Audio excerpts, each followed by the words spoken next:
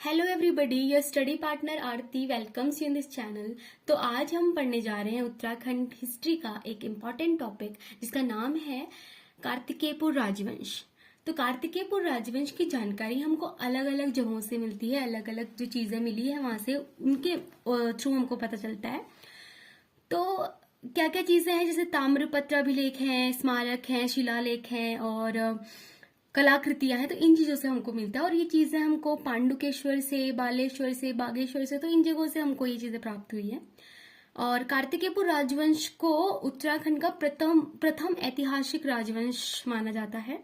इसकी जो राजभाषा थी वो संस्कृत थी और जो लोक भाषा थी वो पाली थी। और जो यहाँ पे शासक थे, इन्होंने लगभग 300 सालों तक यहाँ पे शासन किया। और इसमें हम इसको 3 अलग अलग परिवारों के अनुसार हम इसकी स्टडी करते हैं। तो उत्तराखंड में जो प्रथम परिवार था वो था बसंत देव से लेकर त्रिभुवन राज तक। बसंत देव को कार्तिकेयपुर राजवंश का संस्थापक माना जाता है। और ये जोशीमठ के पास कार्तिकेयपुर में इन्होंने अपनी प्रारंभिक राजधानी बनाई। और जोशीमठ में नरसिंह मंदिर का निर्माण भी बसंत देव ने कराया। और बागेश्वर से प्राप्त शिलालेखों में उसकी पत्नी का नाम राजनारायणी देवी मिलता है और उनके किसी पुत्र के होने का की यहाँ पे कोई पुष्टि नहीं मिलती। उसके बाद नेक्स्ट शासक जो है वो खरपर देव, और खरपर देव के बाद जो नेक्स्ट शासक बनता है वो है अधिराज। और अधिराज जो था वो खरपर देव का पुत्र था और उनकी जो पत्नी का नाम था वो लद्दा देवी। अधिराज की पत्नी का नाम था लद्दा देवी। फिर उसके बाद नेक्स्ट शासक जो था वो त्रिभुवन राज, और त्रिभुवन राज जो है वो अधिराज का पुत्र है और ये बहुत ही दानी शासक था और व्याघ्रेश्वर मंदिर के लिए इसने भूमि दान की थी। तो व्याघ्रेश्वर मंदिर कौन सा? बागनाथ मंदिर, जो बागेश्वर में बागनाथ है ना, तो उसको पहले व्याघ्रेश्वर बोला जाता था, बाद में उसका नाम बागनाथ कर दिया गया। उसके बाद नेक्स्ट परिवार है निम्बरदेव, और निम्बरदेव से लेके भूदेव तक का है ये। तो निम्बरदेव जो है वो शक्तिशाली शासक था। इसकी पत्नी का नाम दाशु या नाथू देवी था और ये शैव धर्म का न्यायी था। उसके बाद इसका पुत्र जो है वो इष्टगण देव था और इष्टगण देव की पत्नी का नाम धरा देवी था और किसी बुक में इसका नाम वेगा देवी भी दिया गया है। और इष्टगण देव ने पूरे उत्तराखंड को एक सूत्र में बांधने का प्रयास किया था। ये क्वेश्चन आते रहता है कि उत्तराखंड को एक सूत्र में बांधने का प्रयास किसने किया था? तो ये ईस्ट गणदेव ने किया था। और जागेश्वर में नटराज मंदिर, लकुलिश मंदिर और नव दुर्गा महिषामर्दिनी, इन मंदिरों का निर्माण भी ईस्ट गणदेव ने किया था। कहाँ पे? जागेश्वर में। ठीक है। उसके बाद उसका पुत्र ललित सूरदेव, तो ललित सूरदेव को भी बहुत ही प्रतापी और दानी राजा के नाम से जाना जाता है। और अपने शासन के 21वें व 22वें वर्ष में 2 ताम्र अभिलेख इन्होंने बनवाए, और जो कि कहाँ से प्राप्त होते हैं? पांडुकेश्वर से। और पांडुकेश्वर ताम्रलेख में इनको बराह अवतार के समान माना गया है। और ललित सूर की 2 पत्नियां थी, एक तो थी लया देवी और दूसरी थी समा देवी। तो समा देवी ने बैजनाथ में नारायण मंदिर का निर्माण कराया था और दूसरी पत्नी लया देवी का पुत्र हुआ, उनका नाम था भूदेव। तो नेक्स्ट जो शासक बना वो भूदेव बना।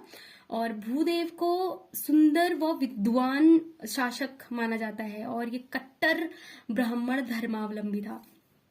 और बागेश्वर में भूदेव ने एक शिलालेख उत्कीर्ण कराया और बैजनाथ मंदिर का निर्माण भी भूदेव ने ही कराया है। ठीक है। जो कत्यूर घाटी में जो बैजनाथ मंदिर है उसका निर्माण भी किसने कराया? भूदेव ने। ठीक है। उसके बाद नेक्स्ट परिवार है सल्लोड़ादित्य का।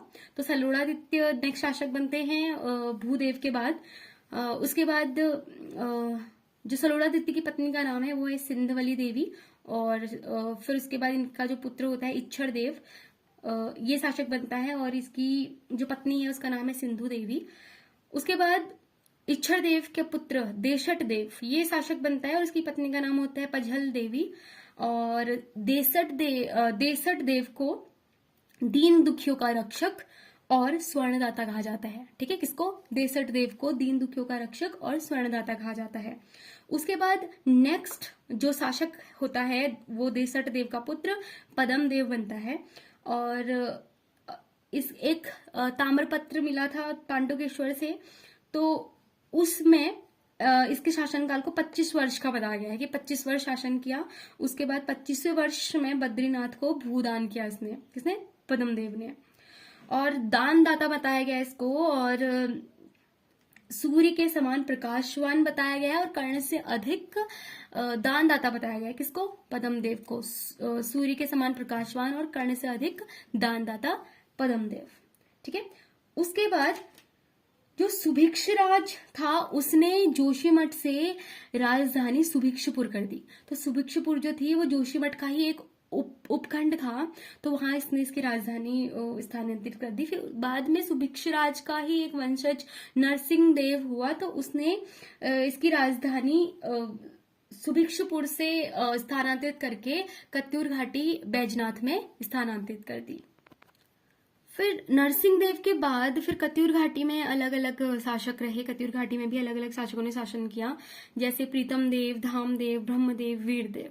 और वीरदेव के बाद कत्यूरी जो राज्य था वो बिखर गया। ठीक है। जैसे डोटी, सीरा, फलदा कोटी, तो ये अलग अलग शाखाओं में ये विभक्त हो गया। और बाद में चंद राजाओं द्वारा इन अलग अलग शाखाओं के जो अलग अलग शासक थे इनको चंद राजाओं द्वारा पराजित कर दिया गया। तो हम बात करते हैं कत्यूरी जो मंदिर थे उनकी विशेषताओं के बारे में। तो ये नागर शैली के होते थे, और पत्थर और लकड़ियों का प्रयोग होता था इनमें, और छोटे बड़े मंदिर होते थे। शिखर स्तंभ में द्विस्तंभ युक्त अर्ध मंडप होता था, और परिवार मंदिर बोला जाता है इनको। तो मंदिर होते कैसे थे? दो प्रकार के मंदिर थे, एक तो छत्र युक्त होते थे और एक शिखर युक्त होते थे। तो जो छत्र युक्त होते थे ना, इनको पैगोडा बोला जाता है।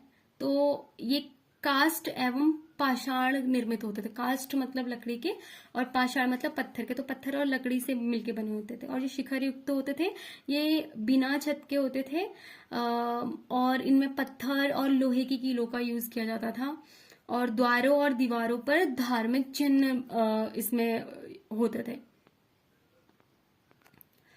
तो कत्यूरी शासन में कुछ पद होते थे, जैसे प्रांतपाल, घटपाल, तरपति, दंडपाशिक, महादंड नायक और दोषापराधिक।